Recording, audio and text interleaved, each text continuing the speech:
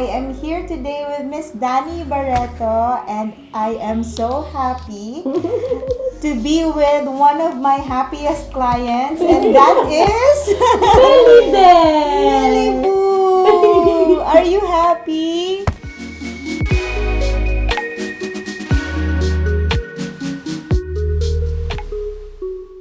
When we showed her room, we had the most sincerest The most genuine reaction I've ever seen of her. Sabi ko nga kay Isa, taong-tao na talaga tong anak ko, marunong na mag-react. Marunong na mag-react, and nakakawala talaga ng pagod. So, we're here today to share with you how we organized Millie's bedroom. So, walk me through how you were feeling before contacting me. I mean, what does this room feel like or look like? Well, when we moved, this was the least na na-prioritize talaga. Kasi we just, I think dito sa bahay namin, 3 months pa lang kami dito. So, ito yung room na least na na-prioritize ko talaga. And then, nare-realize ko na lang, every time pumapasok ako dito, it feels so cluttered. It feels like it was so sikip that I felt like the room had so much potential that hindi siya, parang I didn't know what to do. I didn't know how to make it more spacious for her to play at the same time. Like, it's comfy. Parang that's what I was aiming for when we were building this house. But then when I saw what we did with it, I was like, this is not how I envisioned it. So that's why I called you, because this room needed organization. Because I want her also to grow up in a space that, you know, everything is fixed, everything is organized. And you saw naman her face when she entered. She felt like it's a different room. Like, she felt like she was in a different space. And she was happy about it. Kasi now she feels like ang dami niyang space to move.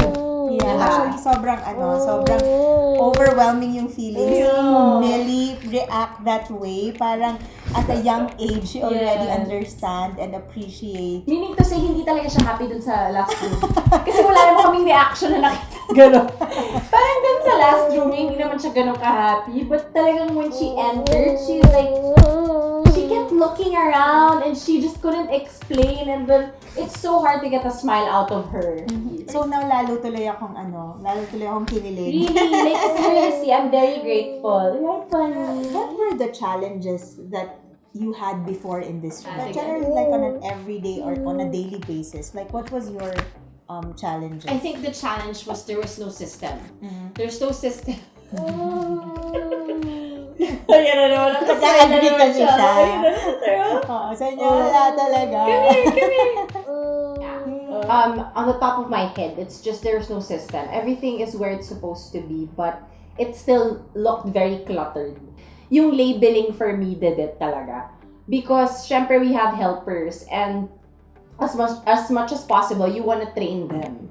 Na, okay, this is where it's supposed to be. Na, ngayon nang malinis, pero bukas bakalat na naman. Like, I want also an easier system for them na, okay, everything's labeled. All you have to do is follow. And that's what I point out kanina, no, na parang especially if you have a lot of people inside the house, you really have to come up with categories that are easy for people to understand.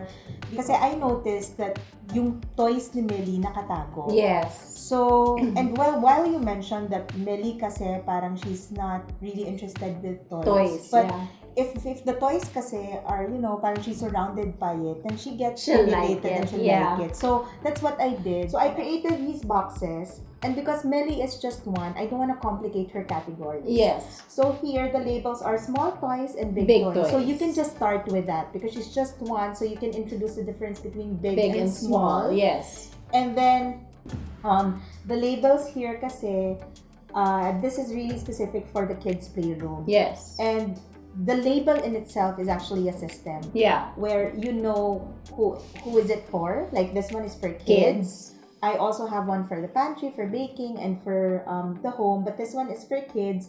And I also included here, like, positive phrases that you can use with your kids. Kasi most of the time, parati lang tayo, good job. Yeah, good job. Yes, that's true. And kids kasi need validations, not just through our actions. An affirmation as well. An affirmation, yeah. And then these are, hopefully this words of affirmation Yeah. will help you, parang kodigo ba? Yes. Oh, beautiful word. Magandang word. Diba? Magandang word yan. Diba? New word. And it says here, fantastic job. Yes. So, yan. And, Doon nga kami nagkamali eh. Na since we feel like she didn't like it, tinago muna namin. Mhm. Hindi pa namin in-expose sa kanya. So, nasasayang yung mga toys. Mhm. So, now, this is a way for her to, enjoy. Kasi Yes. nagulat ako kanina when she entered, she picked up a doll. Like, yes. she never used to play with dolls. She didn't like that doll the first time we got it. Now, she was so interested in it. But can I just say thank you to your husband for his Skills. I Guys, know. kanina wala to by the way. Nakapatong lang yan sa cabinet, but may skills pala ang husband ko, hindi ko alam. Nakabit niya to, na-mount niya. Like, guys, you have no idea. Millie now looks like she's a walk-in closet. Because this whole space used to be a bed and so many cabinets around. Mhm. So that's what made it so tight. So now, like, she has so much space. Kanina nga, guys, kung san na siya pumupunta because she now feels free. So, what is your favorite spot here in the room? Oh my, that's very hard. But I would say this space. But, yung very close by a point is a cabinet. Guys, grabe organization ng cabinet. Kasi dyan ako talaga na-stress dun sa cabinet. Like, you know the feeling when you would say, diba binila ko siya ng bagong damit? Bakit yung luma? Mhm. Kasi hindi mahanap. Okay. Kasi, hindi siya nasa isang lugar. Mhm. So, I'm glad that now, everything I could see, like, I could see everything with my own eyes. Like, Mhm. I could see all her dresses, I could see all her clothes, everything was just fixed.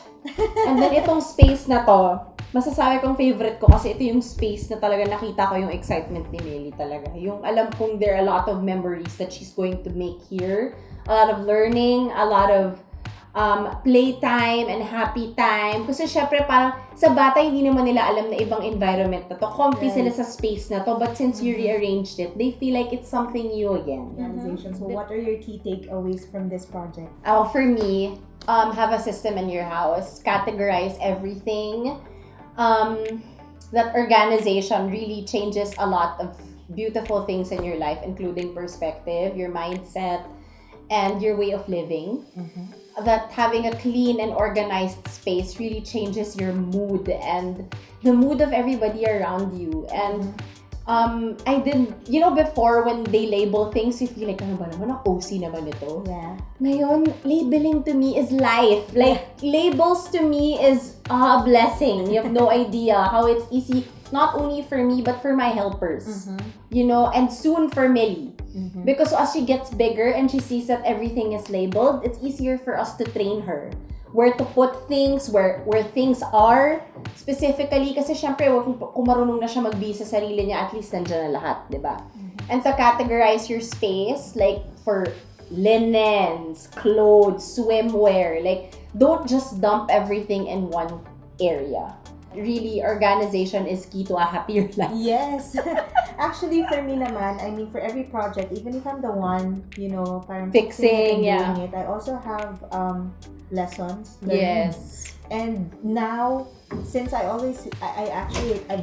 written it in the book that homemaking is for everyone. Yes. And Millie just validated Yeah. that it truly is. Your Yes. daughter is just one, and I saw in her like how her eyes sparkle. Yeah. And as parents, sometimes It's we so actually rewarding. put that negativity to our kids. Like I am Yes. guilty of it. I Yes. always say that kaya magulo yung bahay ko is because I have 3 kids. Yes. Which is in fact, bakit ba nagkalaruan doon? Sino Yeah. ba may kasalanan? Diba? Sino ba Yes. bumibili ng damit? Totoo. Diba? Ako naman yun. Yeah. So parang, it's up to us parents how we're going to educate our kids Yes. about having a clean space, Yes. how they're going to take care of that space, and how we're going to introduce to them that it really is important. I mean, Yes. you mentioned kanina that, you thought na parang labeling is just Yes. being just OC. Same with, organizing entirely is parang akala nila parang dapat it's just for a chosen few. But in fact, you understand how cleaning and sanitizing Yes. is taking center stage right now, Yes. just so you And people neglected that the most. right? You don't contract any virus. Yes. And because your space is not clean enough. So diba, as long as you can have a safe haven for you and your kids, then, Yes. diba, that's Really, best decision most- I've ever made.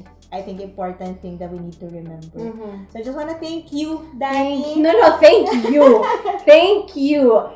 Seeing my daughter that happy just made my whole year. You have no idea. Like, this whole year has been so stressful for everyone, but seeing her face when she saw her room makes it all worth it. Like, really, thank you. Thank you so much. Yes, nakakawala talaga ng pagod. Yes, and no, Correct. thank you for bringing organization into my home. So, thank you for that. Yeah, thank you for trusting me. Yes! And so, everyone, I hope you enjoyed this episode with Dani and Millie. Until the next time, stay neat, everyone.